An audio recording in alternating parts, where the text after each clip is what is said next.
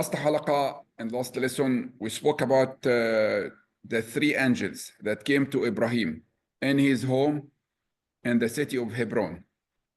And the three angels came in the form of a human being. They entered the house of Ibrahim. Ibrahim prepared the food, and they all ate together. But Ibrahim noticed that these three men, are practically angels, the angel Jibril, angel Mikael, and the angel Israfil. He noticed that they are not eating. They pretend to eat, so they extended their hand to the food, but they don't pick anything, and then they pretend to put the food in their mouth. But that was not real. So he became so afraid of them. He thought that they might be jinn, or there might be magicians. And then they gave him the glad tidings that they are indeed angels, and they came to give him the glad tidings of having a child. That child is Ishaq, or Isaac. And his wife Sarah was astounded by that news. She was surprised that how can I be a mother at the age of 93, and my husband is also the same age. But they told her that this is the will of Allah, and He already had decreed that you and your husband Ibrahim will have that child, and his name is Ishaq, and his son is going to be Yaqub, or Jacob, the grandson of Ibrahim. And then Ibrahim asked the three angels, where are you heading after that? You already give us a glad tidings. It looks like you have a mission. They said to him, yes, we have a mission. Our mission is really to go and destroy the people of Sodom and Gomorrah, the people of Lot. Ibrahim was kind of not at ease when he heard that. He said to them, but there are believers in this country. They said, we know exactly who are in this country, the country of Sodom and Gomorrah, or this village or town. We know that Lot and his daughters are believers, and there are just a very few others who believed in Lot, not including his wife. His wife continued to be a disbeliever and continued to support his people in their act of two acts that they used to do. One of them is the common practice of homosexuality. I should actually say gay practice, men with men, intimacy in public places. ناديكم المنكر إنكم لتأتين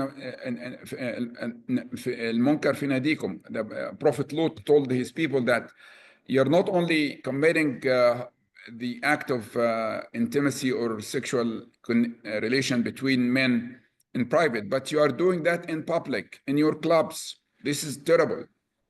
The other terrible act that they used to do is to forcefully stop people on the roads and then mug them, take their money, and then let them go.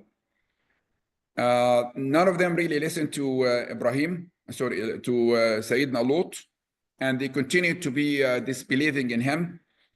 And then the angels, the three angels told Ibrahim that they are heading towards the Sodom and Gomorrah because they already have an order from Allah subhanahu wa ta'ala to destroy that village. And that's the starting point of our today's lesson, inshallah. So it is narrated قد روى الحاكم في كتاب المستدرك في الصحيحين بإسناد عن السدي عن ابن مالك عن ابن عباس رضي الله عنهما وعن مرة عن ابن مسعود وعن الناس من أصحاب النبي صلى الله عليه وسلم مرفوعا قال لما خرجت الملائكة من عند إبراهيم نحو قرية لوط وآتوها نصف النهار فلما بلغوا نهر سدوم لقوا ابنة لوط تستقي من الماء لأهلها وكان له ابنتان فقالوا لها يا جارية يعني يا امرأة هل من منزل؟ قالت نعم مكانكم لا تدخلوا حتى آتيكم.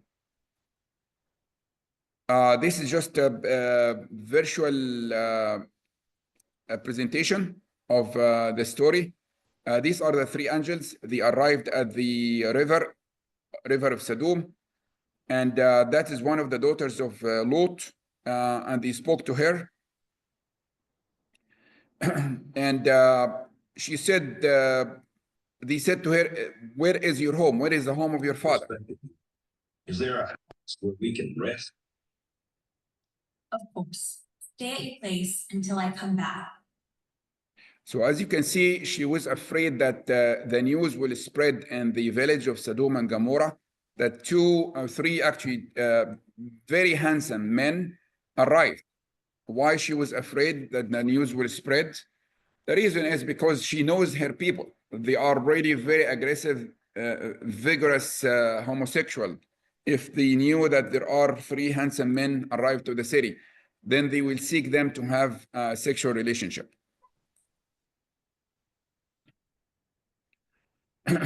So the daughter of Lot arrived to her father's home, and أتت أباها فقالت يا أبتاه أدرك فليأتي من باب المدينة ما رأيت وجوها قوم من أحسن منهم ولا يأخذ قومك فيفضحوهم، وقد كان قومه نهوه عن أن يضيف رجلا حتى قالوا حل علينا فليضيف الرجال، فجاءهم ولم يعلم أحدا إلا بيت آل لوط.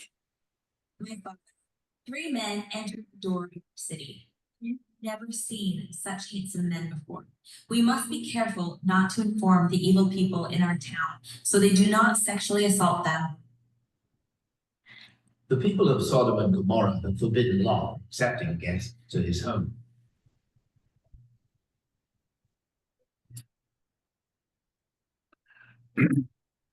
The wife of Lot, which was an evil woman who supported the act of her people. فخرجت امرأته فأخبرت قومه قالت إن في بيت لوط رجالا ما رأيت مثل وجوههم قط. Wife of Prophet Lot ran to the people, informing them about the 3 most handsome men who just entered their home. So as you can see that his wife was actually a spy to the people of Sodom and Gomorrah. She was against her husband. That's how evil she was.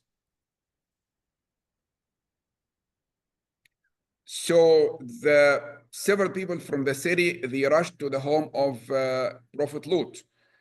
While he is hosting, the 3 angels appeared in the form of a human being.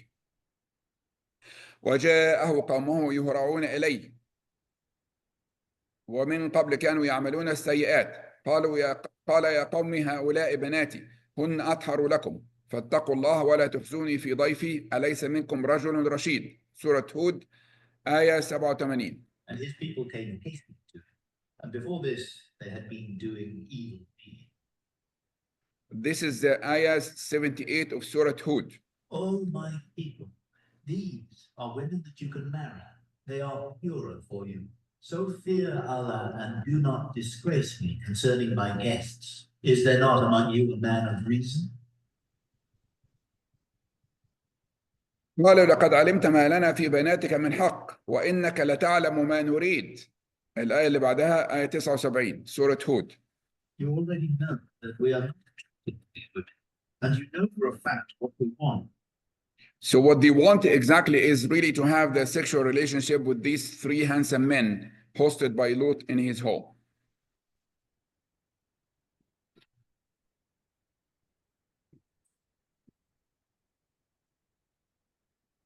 قال لو أن لي بكم قوة أو آوي إلى ركن شديد.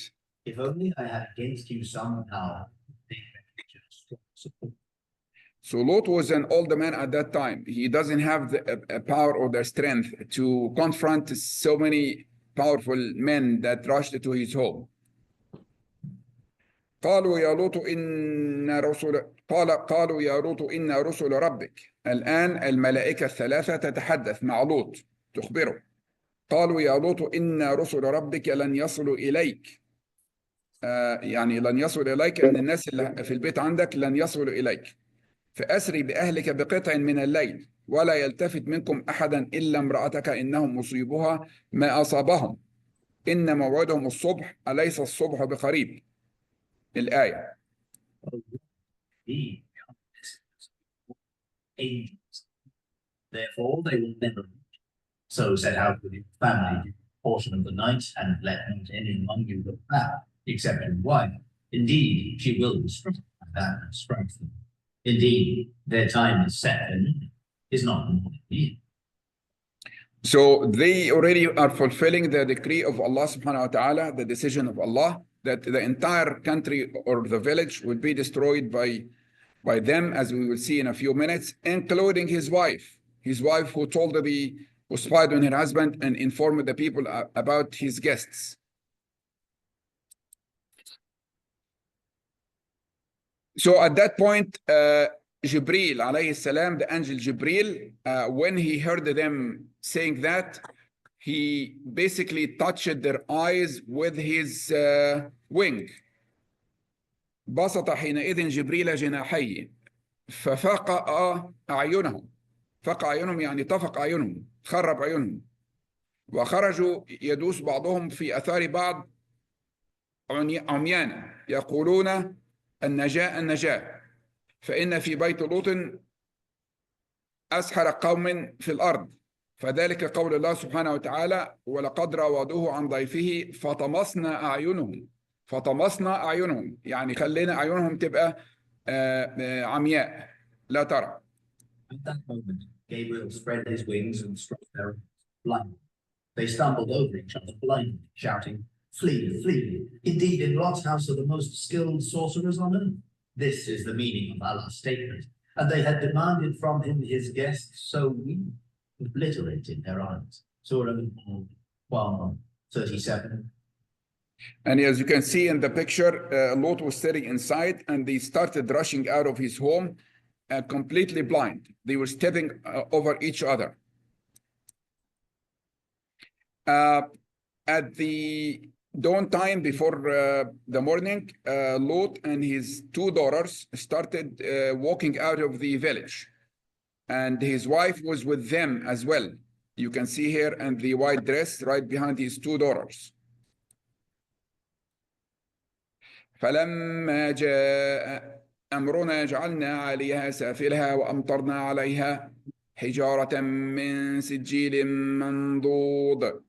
So when our command came, we made the highest part of the city, its lowest, and rained upon them stones of layered hard clay, each one carrying the name of an individual person.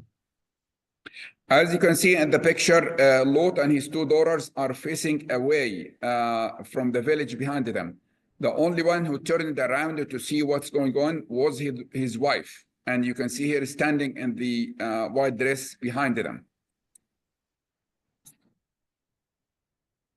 من ذلك ما ذكره ابن كثير في تفسير عن مجاهد أنه قال أخذ جبريل قوم لوط من سرحهم وذورهم حملهم بمواشيهم وأمتعتهم ورفعهم حتى سمع أهل السماء نباح كلابهم ثم أكفأهم يعني قلبهم، يعني رفع القرية كلها بجناحه وقلبها رأسا على عقب يعني عالية سافلها.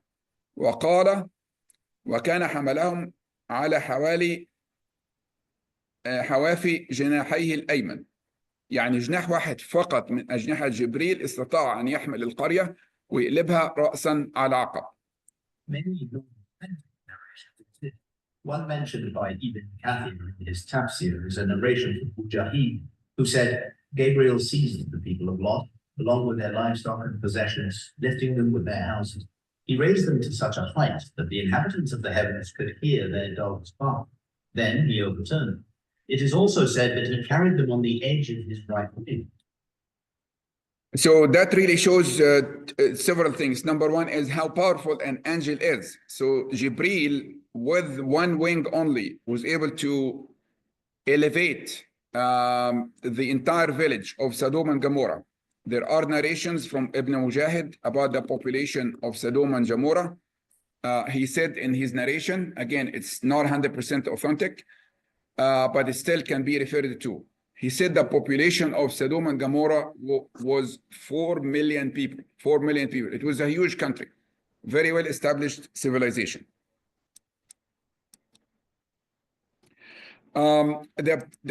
Before we continue here, there is also an ayah from the Quran that says that Allah subhanahu wa ta'ala has sent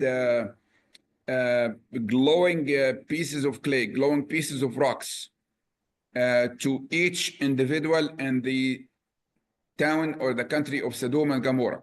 And each one of these burning clay, very hot clay, had the name musawamatan. The word musawamatan in the Quran means it has the name written on it of each individual that this piece of clay or this piece of rock is targeting. So there are two types of destructions that happened to the people of Sodom and Gomorrah. First, they were all struck, each one of them with a very specific glowing or very hot piece of clay or rock that killed them. And then the entire city was destroyed by elevating it with the right wing of the angel Jibril. Are there any questions before we continue to the next section? Alrighty, we'll continue inshallah. So the types of homosexuality, we spoke earlier that the people of Sodom and Gomorrah invented the first type of homosexuality, which is the intimate relationship or the desire between men and men. All right, that was the first one. And the Quran is very clear when the Quran says, مَا سَبَقَكُمْ إِلَيْهَا أَحَدٌ مِّنَ الْعَالَمِينَ. That means none of the people before you had practiced this psychological disorder. And the ayah is very clear also, the Quran is very clear that homosexuality was not between woman and woman or anybody else except men and men only men to men relationship, which is nowadays known as the gay relationship. But there are other types of relationship, psychological disorder. Here are some examples. Anxiety, of course, a very small psychological disorder. There is also depression, bipolar disorder, PTSD, schizophrenia, eating disorder, disruptive behavior, and on and on and on. All of these are psychological disorders that a certain individual may encounter in their life. And in reality, the vast majority of human beings, they have one or several of these psychological disorders, with lots of variations of the intensity of this psychological disorder. But homosexuality is for sure is one of them. Now, the natural attraction of the opposite sex. Allah subhanahu wa ta'ala said in the Quran, in Surah Al-Dhariyat, وَمِن كُلِّ شَيْءٍ خَلَقْنَا زَوْجَيْنِ لَعَلَّكُمْ تَذَكَّرُونَ. Indeed, that we have created two mates, a pair of everything. So this is the universal law from the day of the creation of the universe until today. There is an attraction between the opposite sex. Allah subhanahu wa ta'ala created two types, two kinds, a pair of everything. In humans, in animals, and even in plants. There are always a pair. Also, Allah subhanahu wa ta'ala said in Surah Al-Rum, وَمِنْ آيَاتِهِ أَنْ خَلَقَ لَكُم مِّنْ أَنفُسِكُمْ أَزْوَاجًا لِتَسْكُنُوا إِلَيْهَا وَجَعَلَ بَيْنَكُم مَّوَدَّةً وَرَحْمَةً إِنَّ فِي ذَلِكَ لَآيَاتٍ لِقَوْمٍ يَتَفَكَّرُونَ. Allah subhanahu wa ta'ala said in Surah 30, ayah 21, and this is one of his signs that he created for you from yourselves, mates, partners, that you may find tranquility in them. And he placed between you affection and love and mercy. Indeed, there are signs of people who give thoughts. So Allah subhanahu wa ta'ala, as you can see from this ayat and many, many others, created male and female, opposite sex, with attraction between each other. And this is the nature of the universe. As we said, the homosexuality is invented by the people of Lot. The first, the psychological disorder. ولوطا إذ قال لقومه إنكم لتأتون الفاحشة ما سبقكم بها من أحد من العالمين. Indeed, the most important word in this ayah is that no one has preceded you from among the worlds. That means they invented this act, this psychological disorder has never existed before, which is really a very strong proof that if it is indeed built into the DNA of the human being, it would have existed from day one, from the children of Adam, but it didn't. It is just acquired the psychological disorder from the practice in the society. Types of homosexuality disorder. So it was the shaitan's work to really inspire the people of Sodom and Gomorrah to start the attraction between men.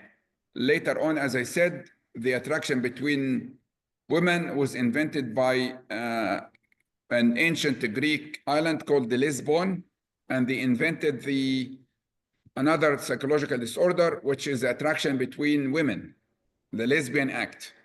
But the shaitan did not stop at this point. The shaitan continued to inspire the human being for additional act of homosexual disorders. And look at this list. Gay, men to men, lesbian, woman to woman, zoophilia, which is men and women attraction to animals, pedophilia, sexual attraction to children, necrophilia, sexual attraction to engaging of corpse, dead body, attraction to have sex with dead bodies. Some people have this very filthy psychological disorder. And these are, the list goes on and on and on. This here is attraction to the genitals of unsuspecting individual. But the list does not stop. As you can see, there's so many of them. Sadism, which is the sexual attraction or arousing of inflicting pain on the other party. The list continues, goes on and on and on. Sexual attraction to non-living objects, clothing, shoes, tables, rocks. It's insane. The list is very, very long. Urophilia, sexual arousing associated with urine. Some people are aroused by urine, etc. So these are really lots of examples of the sexual disorder. The list is about 21. As you can see that I listed them. The only one that was approved by, actually I will have a slide next time about this. Didn't have a chance to put it together. All of these were regarded by the American Medical Association as a psychological disorder for decades. Until in the early 80s, I have the specific date, inshallah, I'll send it to you. The American Medical Association formed a committee to study if the gays and lesbians are natural behavior and it is not psychological disorder. And the committee actually issued the report that it is normal behavior of men to men attraction, women to men attraction. The surprising part, which I actually didn't have a chance to put it, inshallah, next time I'll put it in the presentation. The entire committee, there's about 7 people. All of them are homosexuals. Some of them are lesbians, other are gays, other are asexual and bisexual, all of them publicly known facts. So the report by the AMA does not hold a stand because the entire committee was not a straight people, none of them actually. Now we are coming to a really critical point. What is the stand of the Islamic Sharia of homosexuality? So as we mentioned before, homosexuality is a psychological disorder. As the Quran clearly states, the scholars also, Islamic scholars states this very clearly. And now how we are going to deal with it, how we are going to deal with it in our society today. So the homosexual people, they are in different levels. Some of this homosexual disorder starts as internal desire. Some of our children, our Muslim children or teenagers, they may have these desires started to rise up internally in their hearts, like a boy, teenager boy, started to feel attraction to another boy in the school or at work or whatever. The same thing with girls as well. So these are internal desires. At this point, they have not started acting upon these desires. what should be our stand with these people within our society? Our stand should be very supportive to them. We should be supportive to them. We should listen to them. We should help them to be set up with a psychotherapist and encourage them to go to weekly or bi-weekly sessions with the psychotherapist, try to remedy this psychological disorder that started to rise in their hearts. That's what we should do. We should really enclose them. We should make them part of our meetings and families, etc. As long as they have not started acting upon their desires. So that's really our Islamic stand against this. We also should bring to their attention possible marriage to the opposite sex. So if a teenager boy, for instance, started to feel these desires and he shared these desires with the parents start really strongly encouraging them to seek marriage to a girl or a woman. The opposite for a girl as well. If they start feeling this, instead of shutting them down, suppressing their opinions or their feelings, they should really listen to them. They should encourage them to seek the proper channels of sexual release by really marrying an opposite sex person, man to woman and woman to man. So this is the Islamic stand when it becomes only internal desires. Now, if this really develops to a further state, then it goes to an action. An action that means that they start really having a sexual relationship with the same sex.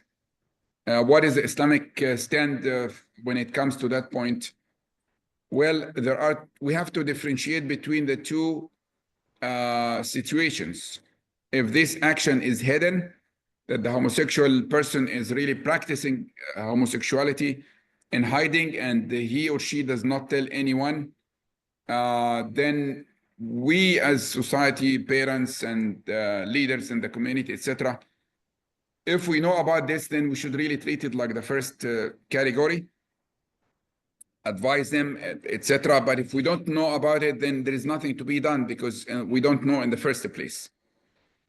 If the person started to be explicit, meaning to be known in the society as a homosexual, and start speaking about his practice or her practice of having an intimate relationship with the opposite sex, then our stand should always be to have them not to be present in our society, not to be present in our society.